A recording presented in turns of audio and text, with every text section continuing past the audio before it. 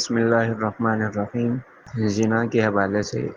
گفتگو چل رہی تھی تو قرآن پاک کی ایک اور آیت مبارکہ ہے، سورۃ الانعام، آیت نمبر 151، پارہ نمبر 8۔ اللہ تبارک و تعالی ارشاد فرماتے ہیں وَلَا تَقْرَبُوا الْفَوَاحِشَ مَا ظَهَرَ مِنْهَا وَمَا بَطَنَ، اور بے حیائی کے کاموں کے قریب نہ جاؤ، ما ظہر منہا، جو ظاہر ہوں، وما بطن، اور جو چھپے ہوئے ہیں۔ یعنی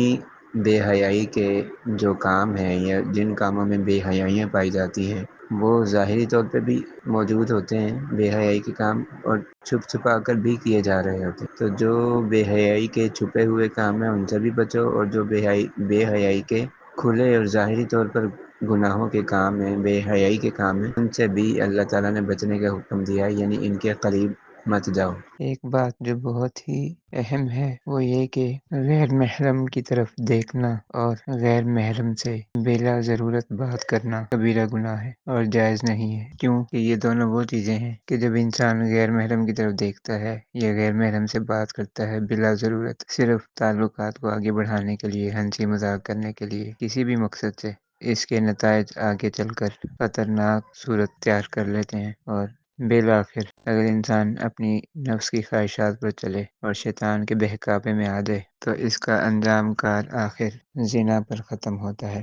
اسی وجہ سے مرد اور عورت کو تنہائی اختیار کرنے سے منع کیا گیا ہے کہ غیر محرم مرد اور غیر محرم عورت وہ آپس میں تنہائی اختیار نہ کریں، کیونکہ اگر تنہائی اختیار کریں گے تو شیطان ان دونوں کو بہکائے گا اور آپس میں ایک دوسرے کے ساتھ ناجائز تعلقات قائم کرنے پر مجبور کرے گا۔ ایک حدیث مبارکہ میں آتا ہے، ترمذی شریف حدیث نمبر 2165، اس میں اللہ کے پیارے نبی علیہ الصلوۃ والسلام فرماتے ہیں الا لا یخلون رجل بامرأۃ الا کان ثالثهما الشیطان، کہ خبردار کوئی مرد کسی عورت کے ساتھ تنہائی اختیار نہ کرے ورنہ ان دونوں کے ساتھ تیسرا شیطان ہوتا ہے۔ یعنی جہاں ایک جگہ پر تنہائی میں